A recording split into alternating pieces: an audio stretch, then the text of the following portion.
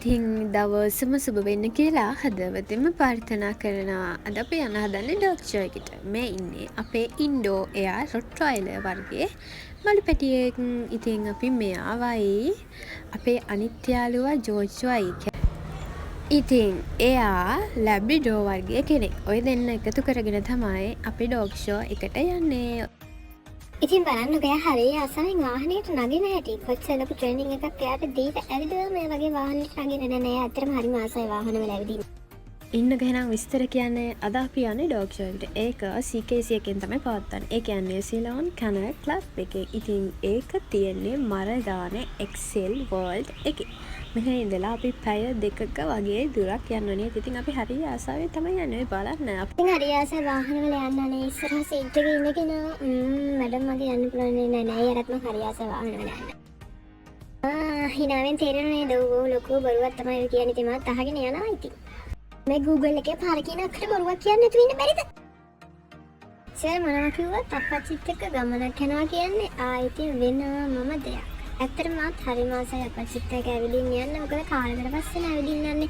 ඒකත් කොළඹ කොමඩි තින් කොළඹ ඇවිදිද්දී නෑ ඇත්තටම මම හරිය ආසයි එහෙම ඇවිදින්න යන්න. ඉතින් ජීවිතේ මොනම හරි දෙයකට අපිට ආස හිතුනතින් ඒක කරන්න හිතුනතින් ඒක ඒ වෙලාව නොබලා අපි කරන්න ඕනේ. මොකද ඒ ගත වෙන වෙලාව ආයේ එන්නේ නැහැ. ඉතින් ආස හැමදේම ආස විදිහට කරගන්න බැරි වුණත් පසුතැවීමක් නැති විදිහට ජීවිතේ අපි ගෙවා ගන්න ඕනේ. මට ඒක මේ වෙලාවේ කියන්නම හිතුණා. ඉතින් ඔන්න අපි එතනට ආවා. මේ තියෙන එක්සෙල් වර්ල්ඩ් එක. මෙතන තමයි අද ඩොග් ෂෝ එක තියෙන්නේ. ඉතින් ඩොග් ෂෝ කියන්නේත් වෙනමම පිස්සුවක්. ඇත්තටම මම නම් හරිය ආසයි ඩොග් ෂෝ වලට. very nice. අවුරුදු 23ක් කළා තාමත් මාව ඒ විදිහටම එකගෙන යන අප්පච්චි. ඇත්තටම මට දැන් අවුරුදු 23ක් කනේ. අන්න අපි එතනට ආවා. ඇත්තටම මම හරිය ආසයි මෙතනට. මොකද මම මාස 6ක් විතර මෙතන වැඩ කරා. මම හරිය ආසාවෙන් තමයි වැඩ කරේ.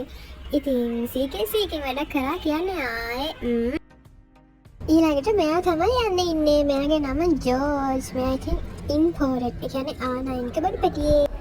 කොහොම හරි ආපු තරඟට සාධාරණයක් කළේ මෙයා විතරයි. මෙයාට හම්බුනේ 3rd place. කමන්නේ පැටියෝ ඔයා ගොඩක් හොඳයි. ඉතින් වර්ෂාපතනේ සහ කාලේ හරස් වීම නිමිත්තෙන් අපි නිවස බලා පිටමන් කළා.